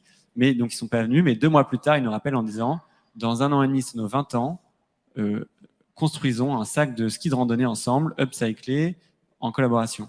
Et donc, on va chercher un marché qui nous intéressait un peu plus tard, beaucoup plus rapidement, parce que grâce au réseau, grâce à ce besoin, nous, de collaborer, on va trouver la légitimité sur un marché sur lequel on n'était pas encore présent. Nous, c'est notre moyen vraiment d'accéder à nos marchés. C'est ça, Bastien, c'est d'être en alerte, en fait, c'est ça? Pour pouvoir… Oui, c'est ça, c'est d'être en alerte et puis de chercher aussi des raccourcis, en fait. Les chemins, il y a plein de moments où on peut avoir des raccourcis pour gagner du temps sur de l'innovation, ne pas forcément les prendre. Là, au fond, c'était un raccourci. C'est-à-dire que c'est une manière, nous, on a créé l'opportunité, c'est-à-dire en donnant la possibilité d'amener une autre marque et donc de créer le contact, mais on a créé un chemin qui n'existait pas. Et au garage, des marques qui auraient connu le succès, qui explosent d'une certaine manière, elles gardent quand même un pied au garage? On l'espère, en tout cas, on l'espère bien. Non, mais garage, je dis ça parce que ça voudrait dire qu'on reste, de toute façon, même si on a un truc qui cartonne. C'est le cas de Decathlon. Je reprends cet exemple. La tente 2 secondes, elle cartonne. Pour autant, on ne s'endort pas sur nos lauriers et on continue peut-être même encore à investir beaucoup plus. Ouais. L'innovation ne s'arrête jamais. Puis je pense que quand on a démarré, quand on est lancé dans une stratégie d'innovation, on n'a plus envie de s'arrêter. On a toujours des projets qui arrivent et donc c'est le cas. Donc les entreprises historiques comme Baudelaire, il y a toujours des sujets qui peuvent arriver sur la table et peut-être qu'un jour la virgule sera le grand frère de quelqu'un. Peut-être qu'un jour la virgule va accueillir quelqu'un. C'est vraiment de créer cette émulation. C'est un réseau vertueux. Émulation-là. Irvine, cette question-là même quand on a un truc qui cartonne, on continue de prendre des risques, on continue de faire face à des échecs potentiels. C'est ça? Oui, effectivement, c'est une histoire sans fin. Hein. Ouais. La 32 secondes, la première a été vendue en 2005. On doit être à la 6e génération. Elle est déjà de 2005, la 32 secondes, ouais. On est à la 6e génération et là, on a carrément changé de technologie depuis. On est passé sur un nouveau système qui est issu des parasols qu'on a transféré, qui est plus sur le système d'origine.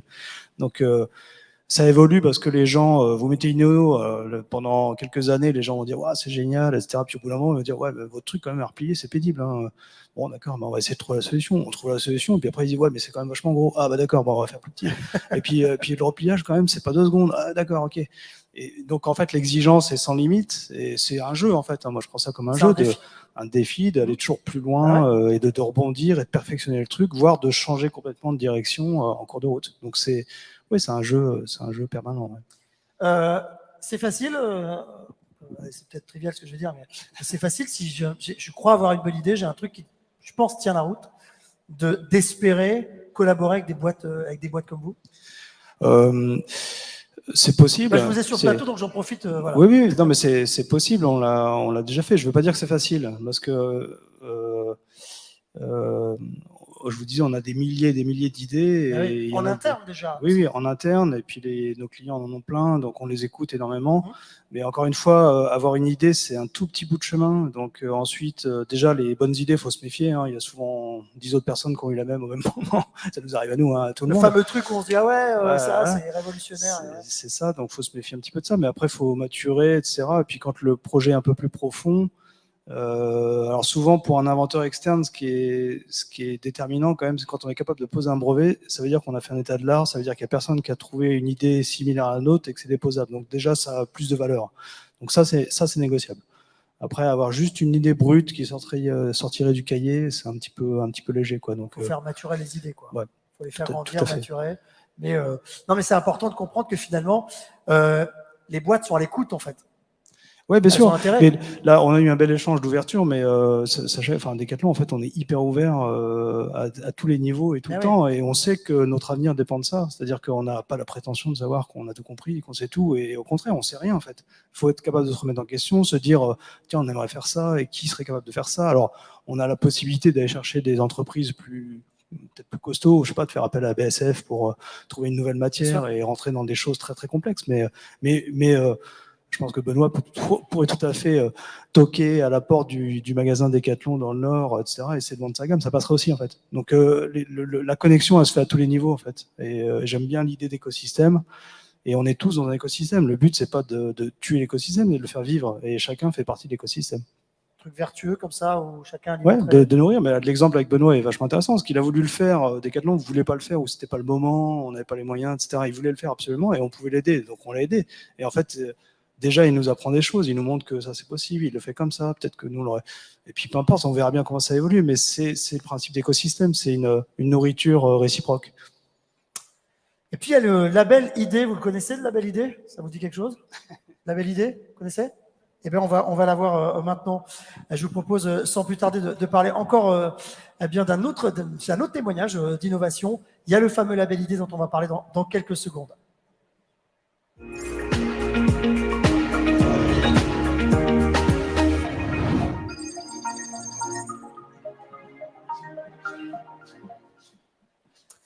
Et avant de vous en parler, avant de vous donner la réponse, eh bien, je vais vous proposer de participer déjà. Il y a Sébastien Perret qui est venu nous rejoindre, référent Hauts-de-France Innovation. Et j'ai oublié, mais non, mais il est là. Ah, Philippe de Gascuvel, bah oui. De Févelé Transport. Et on parlera justement de nouveau labellisé. Mais avant, je vais vous proposer un petit bicast, comme tout à l'heure. Vous scannez le QR code qui va apparaître à l'écran et on va vous proposer de répondre à cette petite question. Qui connaît le label ID? C'est tout simple. Voilà, vous nous faites un petit sondage pour savoir qui connaît le label ID. Allez, vous répondez. Et c'est... attends, hop. On regarde, Sébastien. C'est toi qui vas te coller à la définition du label, enfin en tout cas nous parler de ce fameux label ID. Exactement. Et les perspectives qu'il ouvre. Alors, on a des réponses et pour l'instant, on est à une majorité de non, 62,5 qui répondent non. On va laisser le temps À chacune de répondre. 60% de non. Le label ID. Sébastien? Écoutez, c'est pas si mal. Ouais, c'est pas mal. Ouais, c'est pas si mal. 60% qui connaissent pas.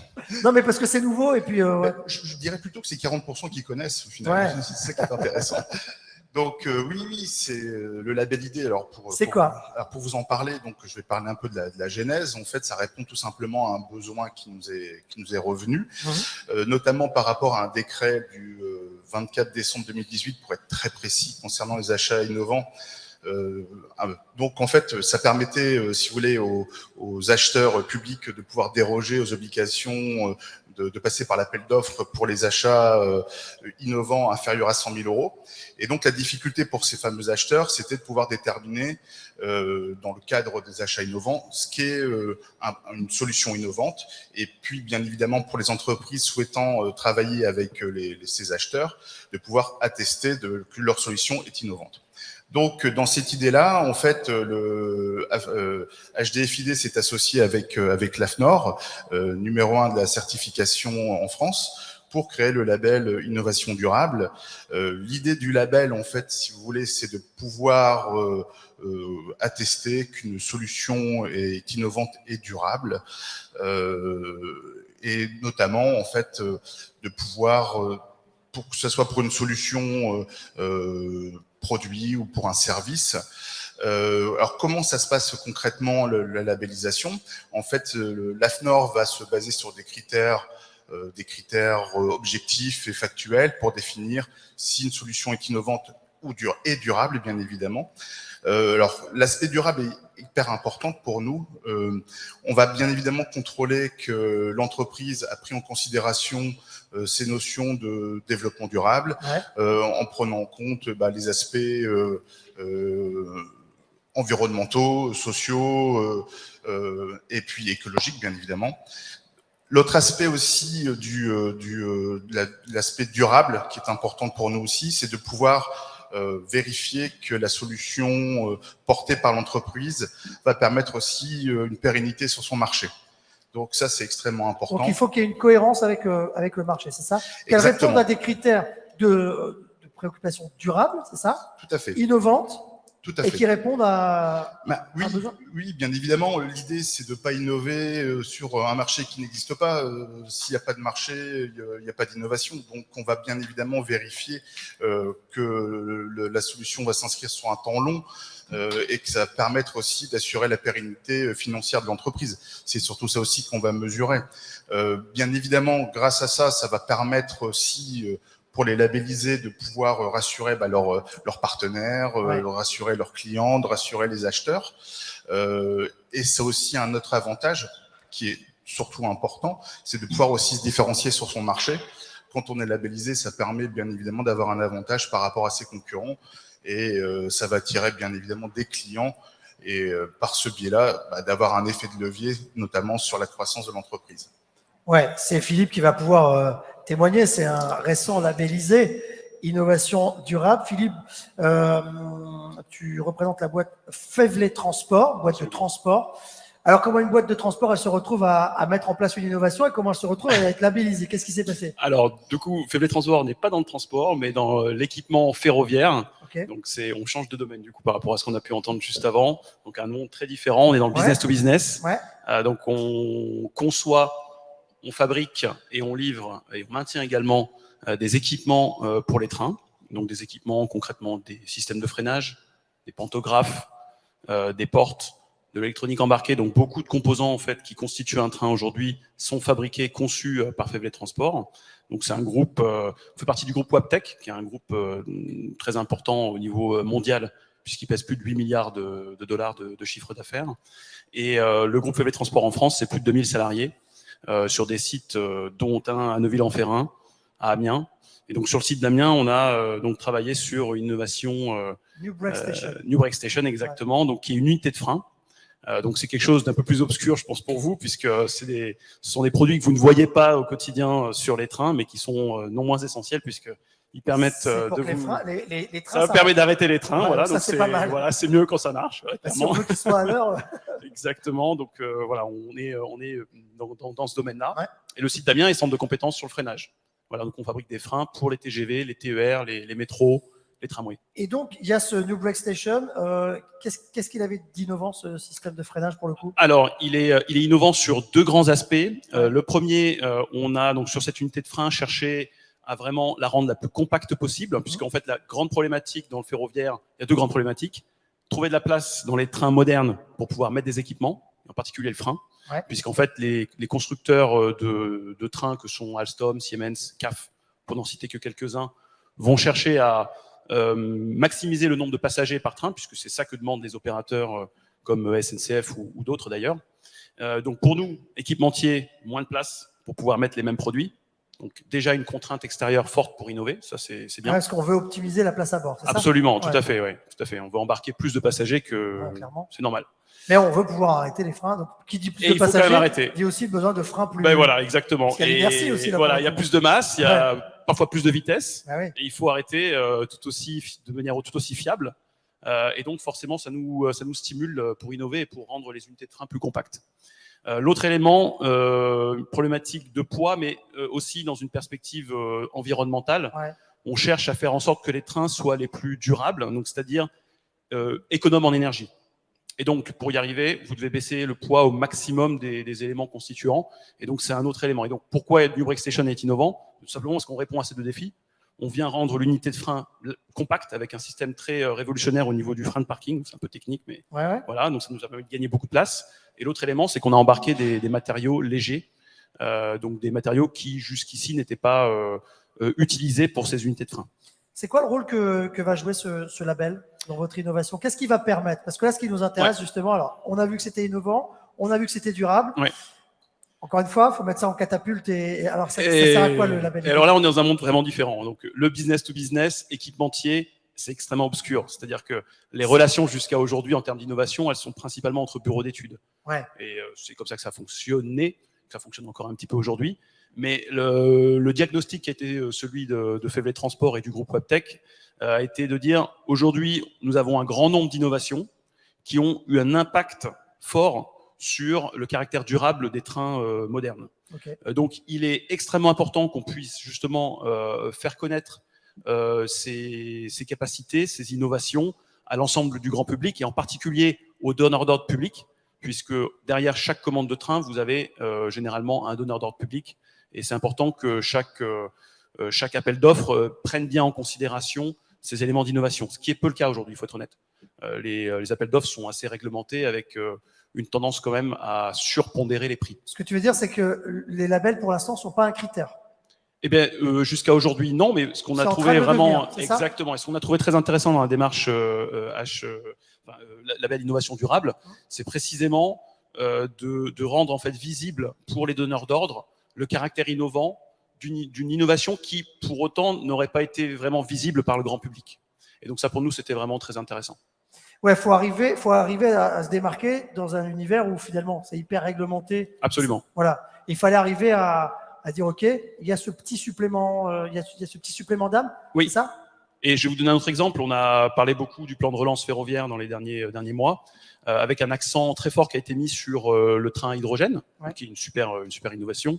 Par contre, on parle assez peu en fait des équipements qui concourent à rendre un train économe en énergie. Il faut savoir que sur le site de Neuville-en-Ferrain, qui est juste à côté d'ici, que j'ai la chance de diriger, on fabrique des climatisations. C'est le deuxième poste de consommation électrique d'un train.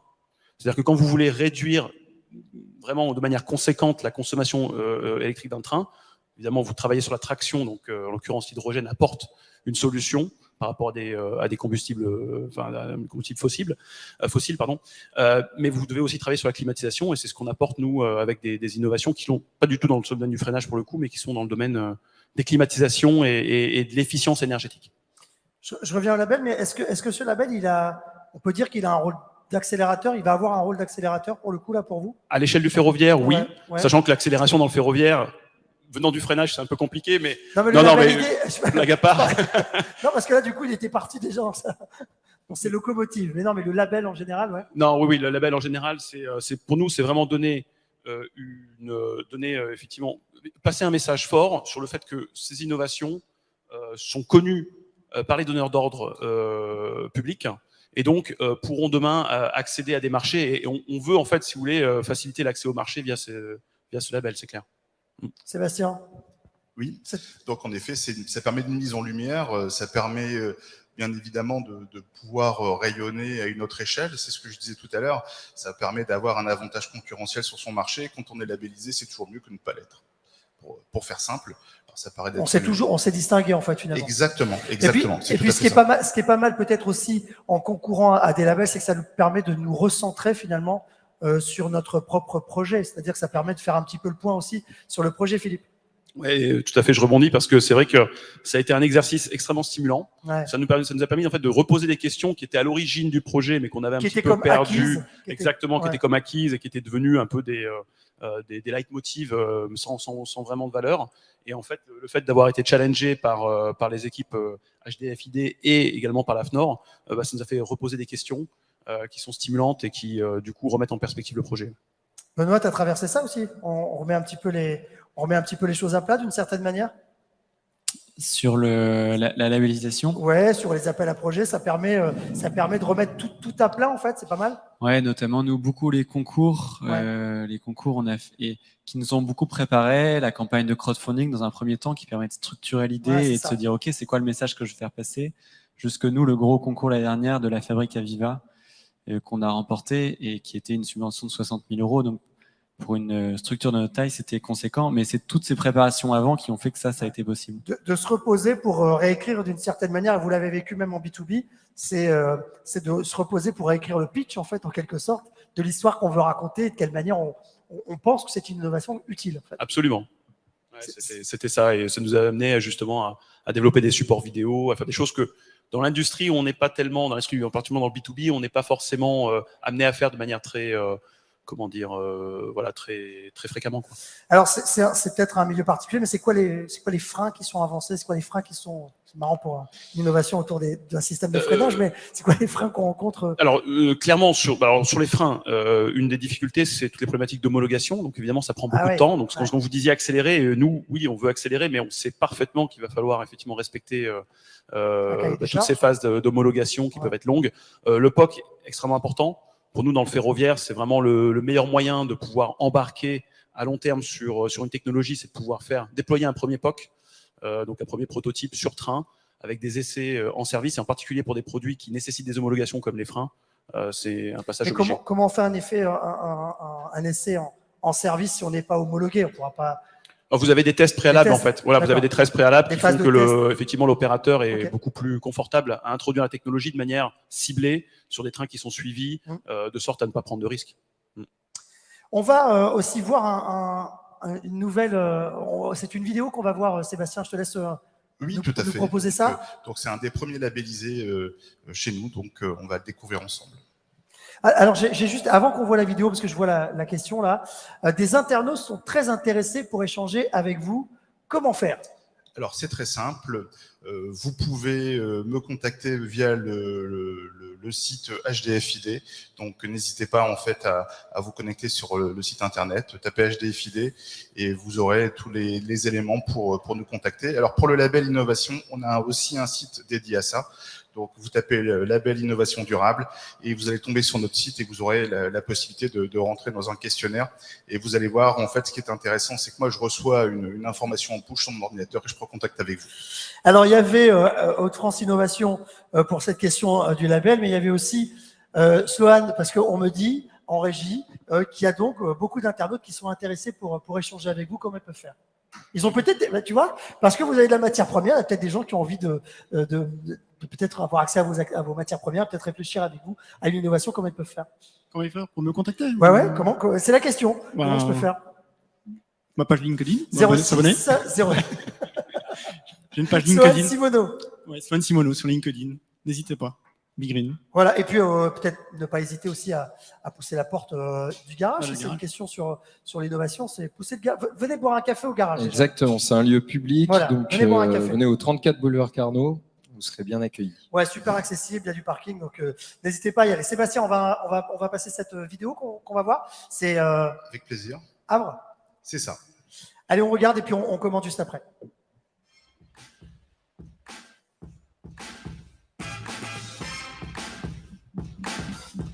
Bonjour, Simon Laurent, cofondateur de la société Havre, start-up fondée dans les Hauts-de-France en 2017, située à Compiègne et qui compte 18 collaborateurs.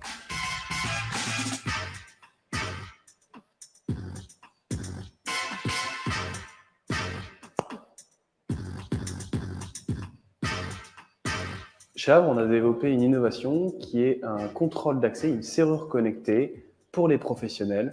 C'est une solution simple d'installation et qui utilise le téléphone comme clé.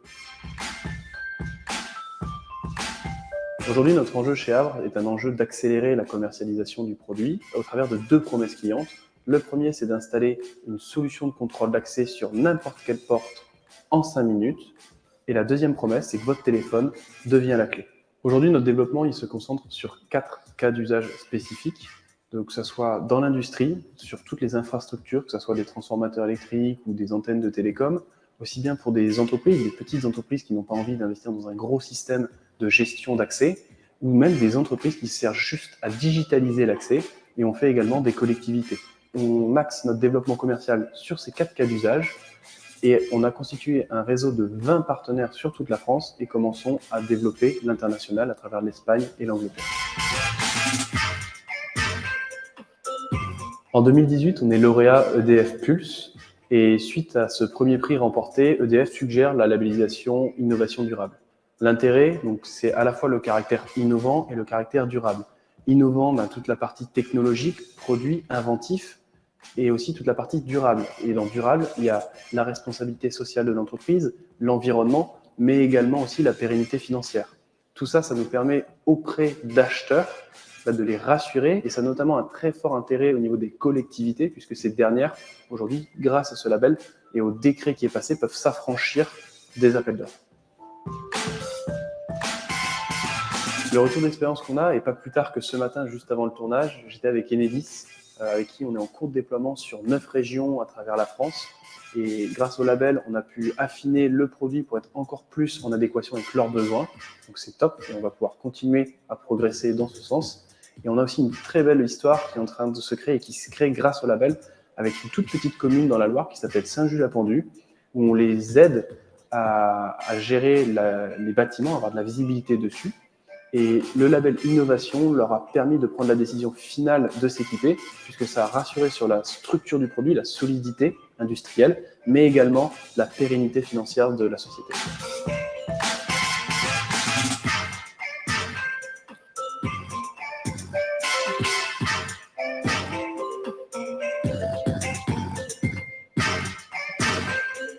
Vous avez tous les contacts pour déposer votre dossier.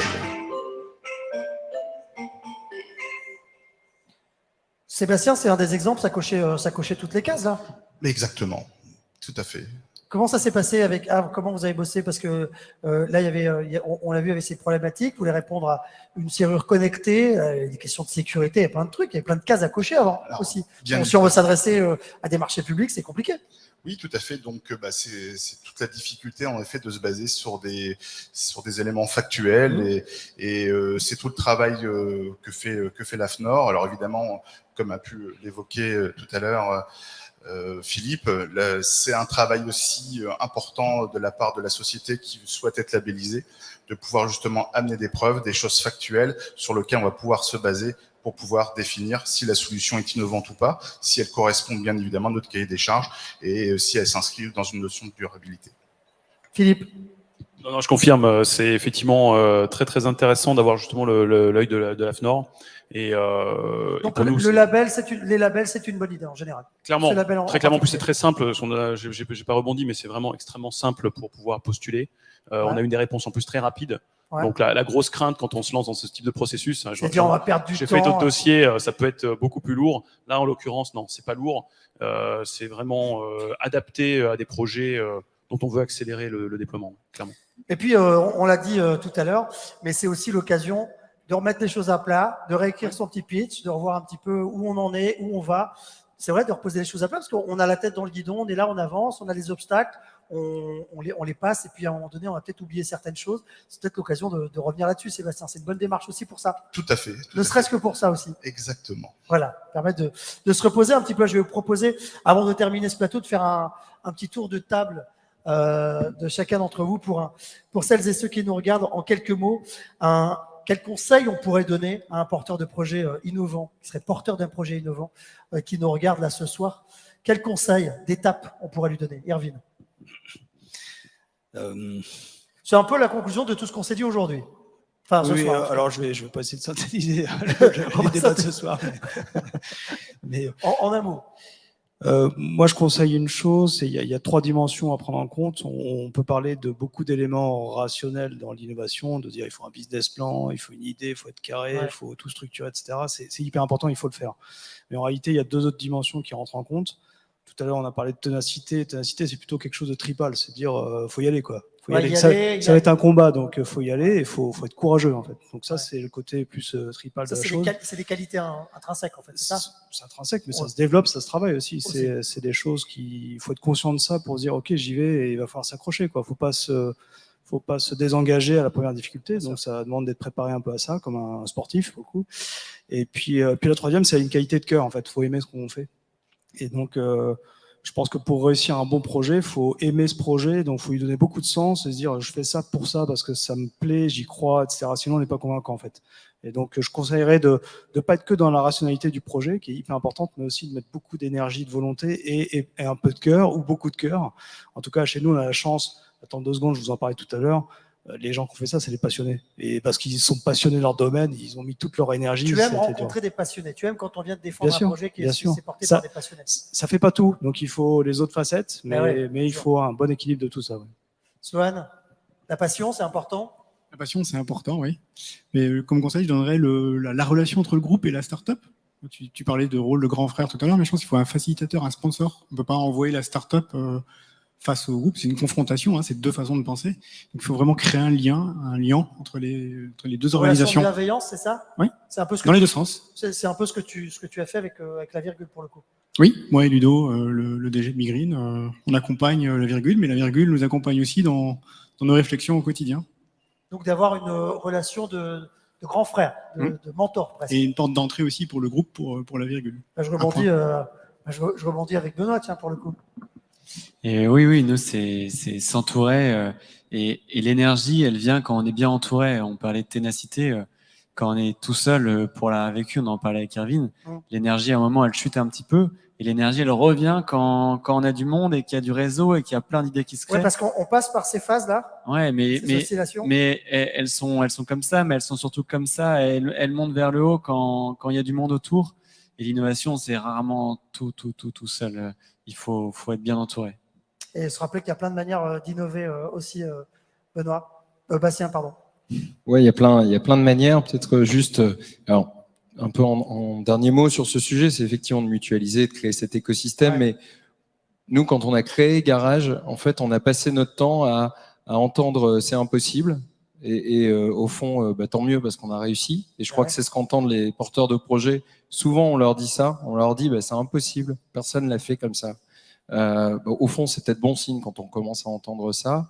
Et puis, de garder, on parlait du cœur, des tripes, mais se dire qu'on va passer son temps, quand on est porteur de projet, à transformer les pépins en pépites. C'est ce qu'il faut faire du début à la fin. Et c'est ce qu'il faut toujours faire quand on innove. Voilà. C'est plus une histoire de posture ou de psychologie, effectivement, dans cette étape-là, en plus de tout ce qu'on s'est dit de très concret, pragmatique. Merci Bastien. Philippe? Moi, c'est le mot passion, clairement, ça me parle. Ouais, tout à fait. Quand je prends l'exemple de la Break Station, c'est vraiment issu de passionnés au sein du centre de recherche et développement d'Amiens, donc que je salue au passage.